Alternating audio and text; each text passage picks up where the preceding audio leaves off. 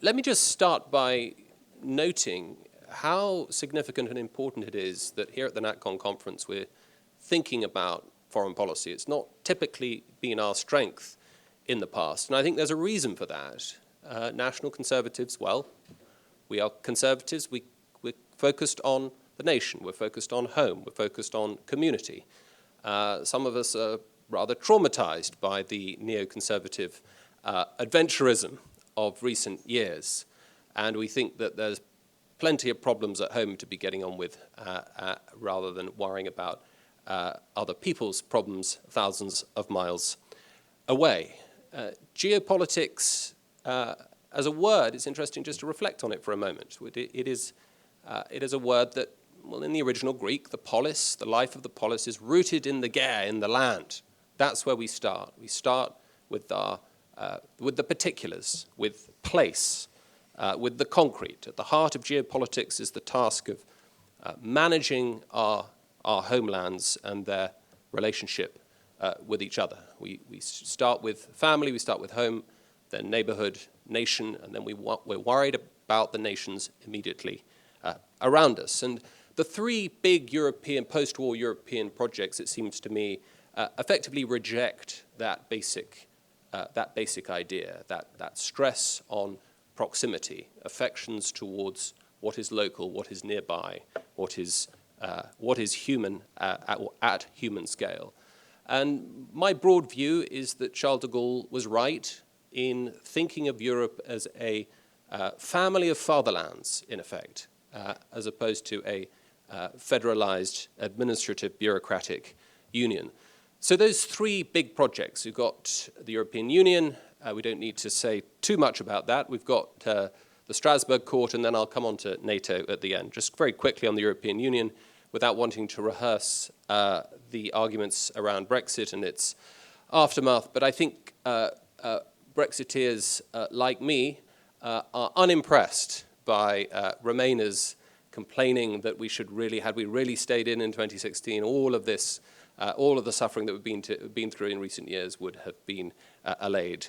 I don't think there's any evidence of that at all. Quite the contrary. I think the European Union is facing even starker challenges of debt, of demography, of decadence and division. We've got plenty of that ourselves, but at least it's ours, and we can manage it domestically. Enormous tensions, of course, between European Union member states and the allocation of refugees, the fining of certain countries, the lawfare against member states, even to the point of threatening their expulsion in the case of Mark Rutte, when the Hungarian government dared to put it to a plebiscite whether or not children should be exposed to sexually explicit material and plainly contentious ideology at a very young age. This was not just a fine, not just a ticking off, expulsion. Expulsion is what Rutte, in his capacity as president of the EU Council, when Netherlands held the presidency of the European Council. This is gangsterism, not foreign policy, as it were, not the true sort of alliance, familial alliance that de Gaulle had in mind. You can't replace democracy with bureaucracy. We, in leaving the EU, have managed to realign in lots of important ways. In the case of Ukraine, I think we've been a little bit too energetic and enthusiastic, to the point that it seems, I can't remember in the last 25 years an issue on which there's been a tighter lockstep in SW1. A dear friend of ours and of the movement visited London last week, and he asked me before he arrived, could I arrange a meeting or two with somebody who shared his skepticism about NATO policy in the Ukraine and shipping munitions and money over to the Ukraine. I said, no problem, give me 24 hours. No one comes immediately to mind, but I'm sure I'll find someone. 24 hours later, the only person I could find was Peter Hitchens. Not a single MP, not a single civil servant, cabinet minister, nobody was willing even to speak in private to my friend and sympathize with his skeptical outlook. The debate has been happening here in Washington, no doubt. You're spending an awful lot of money on it, but there's been no debate of that sort in the UK, and I suggest that is an indicator of an ecosystem in which foreign policy and national interest is not being explored and scrutinized as carefully as it ought to be. So European Union, European Court in Strasbourg, of course, is a different jurisdiction, tightly and increasingly intertwined. Now, if you want to join the European Union, you must sign up to the European Convention, but it's a much larger jurisdiction ranging across 46 countries now. I think we kicked Russia out. It is in many ways the source of all our woes in the UK. It's one of the reasons that the Conservatives fell to such a stunning defeat last week. Because really, until we get Strexit done as well as Brexit done, there is no way that any UK government, no matter how large its majority, will be able to preserve sovereignty and control over its borders for as long as a foreign court is telling us who we can and can't admit into our country, how porous our borders can be, and so on and so forth. It is unfinished business, and the sooner the mainstream political parties grasp that, the better. No signs of Labour doing that, and no signs of the early Tory, the forthcoming Tory revival possibly doing that either. Suella Braverman, I think, is pretty clear on it, and certainly Nigel Farage and Reform are clear that leaving Strasbourg is a precondition for regaining sovereignty.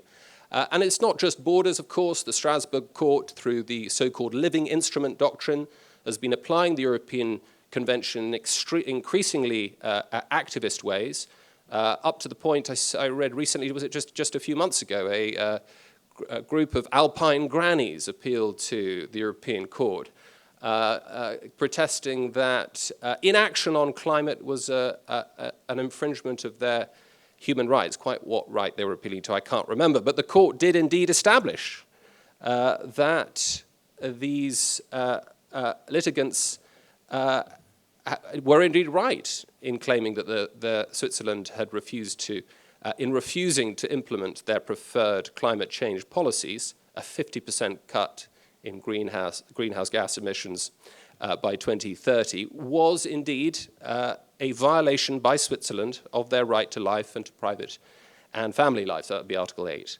You can tuck virtually anything into that one. I mean, this is quite extraordinary. And so this activism is going to continue, unchecked, no no mechanism to slow it down, unless and until one of the founding signatory countries is prepared to contemplate leaving it. So, European Union, Strasbourg, let me just conclude with some brief reflections on NATO. John's given us a characteristically and impeccably balanced and nuanced sense of the arguments for and against. I should say that I'm not an abolitionist when it comes to NATO at all, nor do I want to gainsay its astonishing successes in the post-war period. Most of them have been astonishing. More recently, they've been, I think, shakier and perhaps less than true to the original spirit of those drafting the North Atlantic Treaty. Was it Voltaire who once joked that the thing about the Holy Roman Empire was that it was neither holy nor Roman nor really an empire? I'm sometimes tempted to think that the trouble with NATO, it's not really got that much. It doesn't seem to be that confined geographically to the North Atlantic. It's not where Libya was last time I checked, for example. It's pretty tenuously bound to its treaty obligations. Occasionally it invokes it, but the treaties are really just a sort of, it's a parameter really rather than a rule book. And well, it's an organization, makes it sound like a sort of voluntary association of some sort. I suppose it is, like a local charity maybe. And John is absolutely right when he cited that the sort of founding principle of Lord Ismay to keep the Russians out, the Americans in, and the Germans down. The trouble is, it seems now that the Russians are in, or at least very close. They'll certainly be in if John has his way and Ukraine joins NATO. The Americans are now tempted to get out, or at least some of the Americans are. And as for the Germans, it seems impossible to get them up. They're still engaged in military exercise with broomsticks in the Arctic. They have increased their spending at long last, as soon as it was clear that trouble was looming. They have finally met and exceeded, I should say, their 2% commitment to NATO. Up until that point, it was just us, France, and for some reason, Greece. But none of the other, 16, 17 odd NATO countries had ever bothered to meet the 2%. Why bother when you have this, the US umbrella of enormous military dominance with sums being spent on defense that vastly exceeded the rest of the member countries' individual GDPs. And so I think what that does is it's actually sort of created a sense of complacency among many of the NATO member states. And I think it has hollowed out their military capacity, their defense capacity, and it has meant that they are increasingly dependent upon a United States that is increasingly turning towards the Indo-Pacific, is getting tired, I think, of trouble in Europe, and perhaps with under the next administration, more tempted to understand the Ukraine conflict more in terms of a regional Slavic conflict rather than some great civilizational clash. Sort of today, Kiev, tomorrow Poland, and then they'll be at the English Channel within a few weeks. We still can't escape from the mythography of the Second World War, it sometimes seems, and not being able to understand Putin as a perfectly rational, if diabolical, actor, and not Hitler incarnate. So, more problems. I mean, NATO, one of its tendencies, of course, is to minimize duplication of capacities of member states, and to force different allies into niche roles. That means over the decades, it has developed, as it should, of course, as is rational, into an alliance. But that means if shocks come to the alliance, if it's in the view of a sort of, say, a national conservative party, that strategic autonomy and the national interest demands something that Washington is not happy with, what does it do? What does it do if it hasn't been meeting, hasn't bothered to meet the 2% commitment, hasn't really spent anything on defense, or has developed one particular speciality that works only in terms of its being a cog in a larger alliance NATO wheel.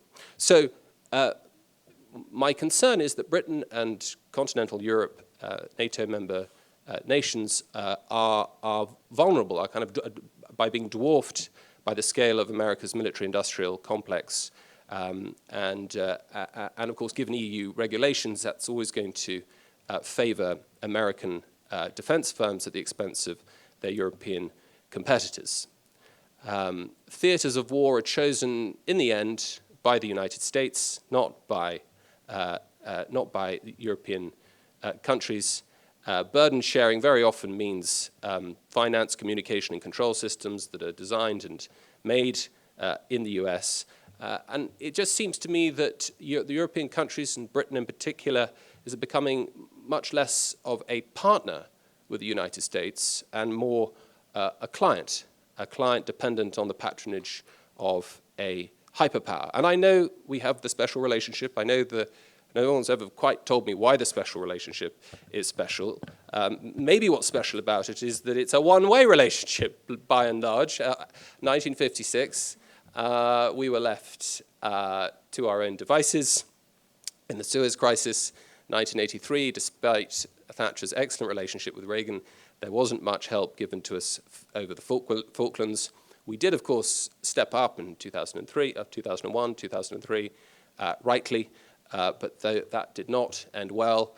And of course, in 2010, the great mission of Cameron and the French, backed, of course, by American logistics in Libya, has opened up, or has led to, effectively, a failed state on the North African littoral, where there are now slave markets, and which has become, as it were, an open sore on the North African coastline, and has effectively catapulted Europe into a migration crisis as the refugees, primarily, not entirely, but primarily flowing through Libya and across the Mediterranean, sparking the migration crisis of 2015, which shows no real signs of abating. So, in conclusion, the concerns are that NATO is a tool that underwrites US dominance of the European continent, and that will not always be, in an increasingly multipolar world, that will not always be in the national interest of Britain or European signatory countries. And that is something that we need to bear in mind as we continue to explore the role of NATO in the modern world and continue to determine what is in our respective national interests when it comes to forging that alliance of that family of fatherlands that de Gaulle wrote about all those decades ago. Thank you.